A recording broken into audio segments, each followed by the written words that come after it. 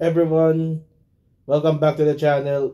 It's your boy, the God Giver himself, Harriet, and welcome to our VMX bold review of Forbidden Desire. Well, I think it's Forbidden Desire, unless I was watching Secret Sessions, which is another film na i-review ko, and that is next Friday.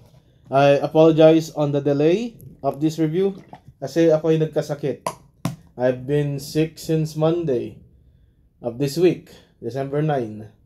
Ako ay punta sa office. Nilamig ako. In a few hours, nilamig ako. Pinunta ako sa clinic, sinugod. Sent home, and pabalik-balik ako sa hospital ever since getting cleared.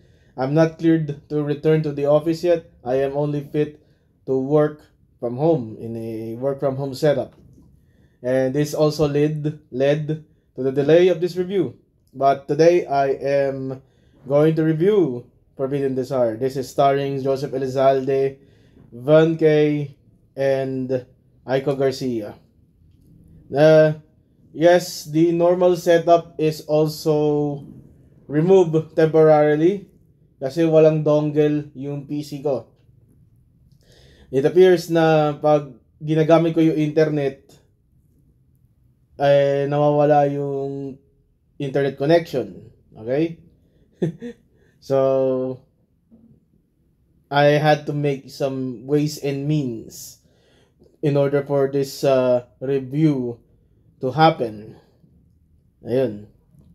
So, what is Forbidden Desire? Forbidden Desire is the story of Agatha, si Aiko Garcia, and Ubel. Yeah, Ubel. It's like yung sa Free Ren, yung nagpapakita ng kilikili. And that is Van Kay. So, ang framing, this is a GB San Pedro film. So, this has a lot of framing cliches. Okay? Na nag-block out every new scene. And there is a certain pattern here. Every development of a character leads to segs. Okay? So, the first scene is segs. Typical start of a normal GB San Pedro film. You can reference Quincenas Katapusan for that. In correction, GB San Pedro drama film. So, nagsimula sa segs nina Ubel sa ni Agatha, and then we frame to the next one. We learned that Ubel is an orphan and she is kinupkup ni Rolando Inocencio. I forgot his character, pero he is the boss. He is the boss daddy. Okay? The boss daddy has a daughter, si Agatha, na hindi siya pleased. And Ubel and Agatha are best friends. And they stuck around for each other since childhood. And then, yung parang motto nila, BFFs na nagiging lovers. So, we immediately go to segs. Then the next scene is a conflict between Agatha and Ubel. Pero na-resolve. Simpleng lang, feud. Yeah. And it went to segs.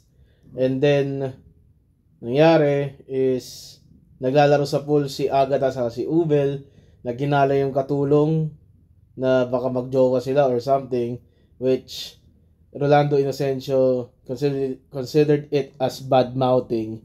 And then, it ended into parang pinagalitan niya si Agatha bakit wala pang boyfriend. Si Ubel nagsinungaling, meron na daw siyang karelasyon, pero it's complicated, referencing to her relationship with Agatha. And Agatha, hindi niya outright sinabi na sila ni Ubel, single siya. We met Lawrence, Joseph Elizalde. He is the parang gear na magsiset this roller coaster of a ride ni na Agatha sa ni Ubel. So, when Agatha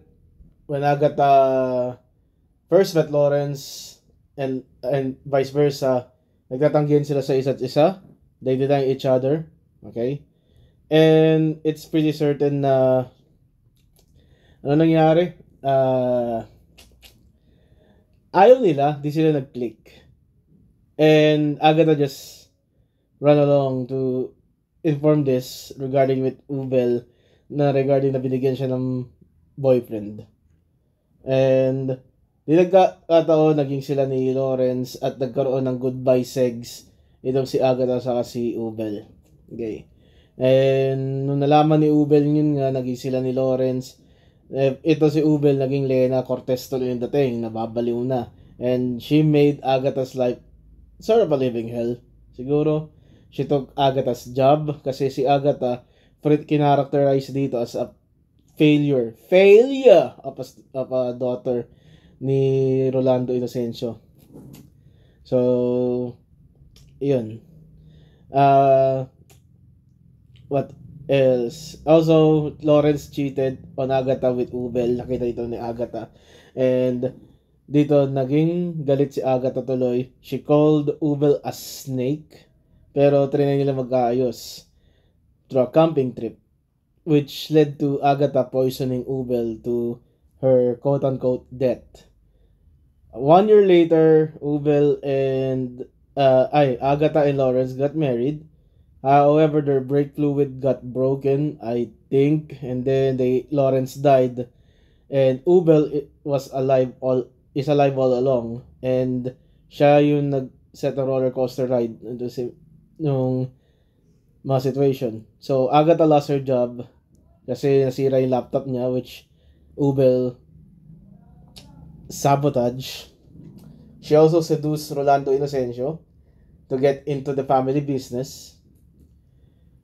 Lawrence was just baited by Ubel to have sex kasi Ubel was sleeping in Agatha's bed. So, kala ni Lawrence si Agatha yun. So, she seduced Lawrence. Lawrence didn't do a damn fault. And the poison stopped. Nakita ni Ubel na in-switch ni Agatha yung lason. So, Ubel faked her death. And the ending is kind twisted na putulan ng paa si Aiko Garcia. And she just screamed. And Ubel looks like Ada Wong. So, she's the true snake. Kinuha niya yung wedding ring ni Lawrence kasi patay na si Lawrence eh. Sinuot niya sa sarili niya. And declaring themselves married. Yeah, this is a twisted movie. Ang ganda niya eh. Okay na eh.